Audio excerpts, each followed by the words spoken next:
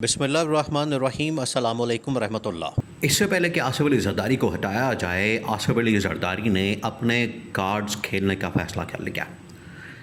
अभी तक तो आसिफ जरदारी ने अपने जो कार्ड हैं वो छुपा के रखे हुए हैं, बिल्कुल शो नहीं कर रहा, किसी को नज़र नहीं आ रहे, अंदाज़ा नहीं हो रहा, पता नहीं चल रहा कि आसिफ जरदारी के पास कौन से ऐसे कार्ड्स हैं जो वो खेल सकता है। क्योंकि अगर उसको सिस्टम से निकाला जा रहा है, अगर उसको इत्तेहाद से निकाला जा रहा है, तो रद्द अमल के तौर पर, रिएक्शन के तौर पर आसिफ जरदारी भी कोई ना कोई एक्शन लेगा। वो क्या हो सकता है, इसके ऊपर असल में अब सारी गेम चल रही है। ये है वो बुनियादी सवाल कि चले अगर आसिफ जरदारी को निकालना है, पीपल्स पार्टी को माइनस करना है, या पीपल्स पार्टी को आप रख लें, आसिफ जरदारी को बतौर सदर निकाल दिया जाए। अगर आपने ये काम करना है तो रिएक्शन आएगा, ये बात तो तय, ये बात तो एक मुसल्लमा हकीकत है, तयशुदा हकीकत है। तो अगर रिएक्शन आता है आसिफ जरदारी का, नंबर 1 वो किस किस्म का हो सकता है, नंबर 2 फिर हमने उसको काउंटर कैसे करना है, ये इस वक्त डिबेट हो रही है। इस्टेब्लिशमेंट इसके ऊपर बात कर रही है और मौजूदा गवर्नमेंट पे इनकी बड़ी अहम तरीन मुलाकात हुई है, बहुत ही खुफिया मुलाकात एक रिपोर्ट की गई है। ख़ास तौर पर ईरान अमेरिका जंग के बाद, डायलॉग के बाद जो उनकी टेबल टॉक करवाई गई, उसके बाद ये लोग इंतज़ार करते रहे कि पाकिस्तान के अंदर ईरान आएगा, अमेरिका आएगा।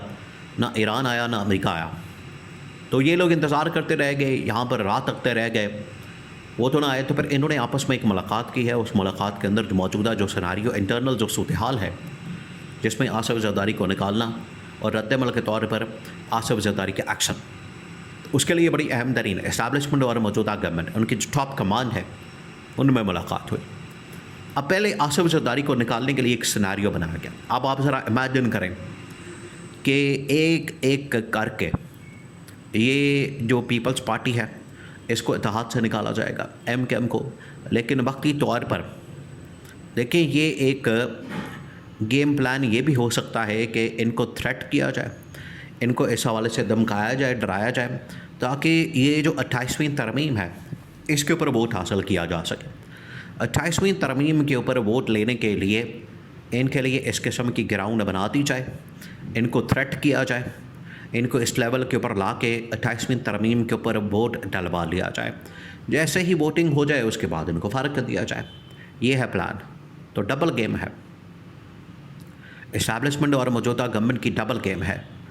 इसी वजह से इनको डर है कि हमें तमाम के तमाम सिनारियोस को सामने रखना, ताकि रिएक्शन का अंदाज़ा करके, रद्द अमल का, एक्शन का अंदाज़ा करके फिर हमने स्टेप लेना है। अब जो पहला सिनारियो बनाया गया गवर्नमेंट और इस्टेब्लिशमेंट की जानिब से कि हमने किस तरीके से आसिफ जरदारी को निकालना है, उसके लिए जो एक बहुत ही आसान रास्ता तजवीज़ किया गया है, प्रपोज़ किया गया है, वो ये कि आसिफ जरदारी को क्यों ना, जो इस्तिस्ना मिला हुआ है, जो एक एग्जम्पशन मौजूद है सदर के लिए, आसिफ जरदारी को नहीं है, ये सदर के ओहदे के पास इस्तिस्ना मौजूद है। ये आज भी है। इससे पहले जब 2011 के अंदर सदर बन गए आसिफ जरदारी, 2007-8 के इंतखाबात के नतीजे में जब इनकी गवर्नमेंट आ गई, हुकूमत आ गई, उसके बाद ये सदर बन गए। उस वक्त भी सदर को इस्तिस्ना हासिल थी। इसी वजह से supreme court of Pakistan Asif Zardari को बुलाती थी, लेकिन इस्तिस्ना की वजह से वो आ नहीं सकते थे और यूसुफ रज़ा गिलानी को बुला के तो फिर डिस्क्वालीफाई कर दिया गया। अगर उस वक्त ये सदर आ जाता, आसिफ जरदारी अदालत के अंदर आ जाता, तो सदर को फारिग किया जाना था, ये बात तय थी। लेकिन आसिफ जरदारी ने क्योंकि इस्तिस्ना अपने पास रखी, उसने यूसुफ रज़ा गिलानी की कुर्बानी दे दी। अब की बार यही हो रहा है। अब जो सदर के पास इस्तिस्ना हासिल है, इस्तिस्ना को ख़त्म करने के लिए गेम प्लान बनाया जा रहा है, क्योंकि आज भी अदलिया मुकम्मल तौर पर कंट्रोल में है, इस्टेब्लिशमेंट के हाथ में है। तो जब चाहे इस्टेब्लिशमेंट एक इशारा करे, आसिफ जरदारी का जो इस्तिस्ना है अगर वो ख़त्म हो जाता है तो आसिफ जरदारी को डिस्क्वालीफाई करना ये इनके बाएं हाथ का खेल है। तो इस्तिस्ना के ऊपर सबसे बड़ी तवज्जो है। इसके अलावा उनसे इस्तीफ़ा लेना, बीमारी का बहाना बना के घर भेजना या फिर उन्हें सैक करना, ये तमाम ऑप्शन शामिल हैं। अब आ जाएँ रद्द अमल के ऊपर, क्योंकि ये देखें, ये जब एक सिनारियो बनेगा पीपल्स पार्टी का, आसिफ जरदारी का, नेचुरल सी बात है कि रद्द अमल आएगा। वो जब रद्द अमल आएगा तो वो किस किस्म का हो सकता है? नंबर 1, उसको काउंटर कैसे करना है। अब ऑप्शन सुने आप, ये सूरत हाल बड़ी दिलचस्प होने जा रही। इसी महीने में और मई के एंड में बजट तक ये सारी इसके ऊपर बातचीत होगी। गेम प्लान, ये ऑप्शन, वो ऑप्शन, ये वाला प्लान, ये वाला काउंटर प्लान, ये इसके ऊपर होगी, लेन देन होगी, मुकम्मल की कोशिश हो जाएगी, या फिर उसमें NRO लेने की कोशिश हो जाएगी, या कोई ऐसा रास्ता निकालने की कोशिश होगी। लेकिन एक मरतबा बजट पास हो गया, उसके बाद फिर पीपल्स पार्टी नहीं बच पाएगी।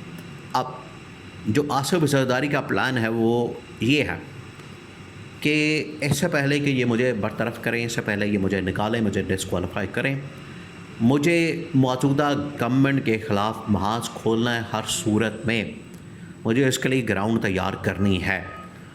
ग्राउंड तैयार हो जाएगी तो मेरे पास फिर ऑप्शन होंगे। ये है आसिफ जरदारी का मानना। उसने कहा कि ग्राउंड तैयार करें, उसके लिए MKM से रब्ता, उसके लिए मौलाना फजल रहमान से रब्ता, और उसके लिए जो इस वक्त PTI है उससे रब्ता। इसको मेक श्योर किया गया है। अब इस मकसद के लिए बिलावल ने जाके मुलाकात की है मौलाना के साथ, पीपल्स पार्टी की लीडरशिप ने मुलाकात की है PTI की लीडरशिप के साथ और MKM की लीडरशिप के साथ। तो राब्ते शुरू हो गए। ये राब्ते जो हैं वो पहली सीढ़ी होती है, पहला स्टेप होता है। फिर उसके बाद सेकंड स्टेप के अंदर पूरी जो इसकी डिटेल है, पूरा जो इस हवाले से प्लान है वो शेयर किया जाता है, और उसके बाद फिर एग्जीक्यूशन इसके ऊपर होती है। तो आसिफ जरदारी ने इस हवाले से जो पहला स्टेप है राब्तों का, उसके बाद उनके साथ प्लान शेयर करने का, वो बिल्कुल फ़ाइनल कर लिया, गो हेड दे दिया, और उसके लिए राब्ते शुरू हो गए। अभी जो मुलाकातें हुई हैं, ये इनिशियल मुलाकातें, उसमें बताया जा रहा है कि सिस्टम को ख़तरात हैं, गवर्नमेंट को ख़तरात हैं, और मौजूदा जो इत्तेहादी हुकूमत है, इत्तेहादी जमातों को इसमें ख़तरात हैं। तो अगर हम इत्तेहाद कर लेते हैं, अगर हम एक हो जाते हैं तो अपना सर्वाइवल हो सकता है, वरना नून लीग और इस्टेब्लिशमेंट मिलकर इस किस्म का निज़ाम बना देंगे कि ख़ुद ये इक़्तिदार के अंदर रहेंगे, हुकूमत के अंदर रहेंगे, और बाकी तमाम की तमाम सियासी जमातों को ये बाहर निकाल देंगे। तो इनिशियल स्टेप तय कर लिया गया, राब्ते हो गए हैं, मुलाकातें होंगी। सेकंड स्टेप के अंदर अब प्लान शेयर किया जाएगा।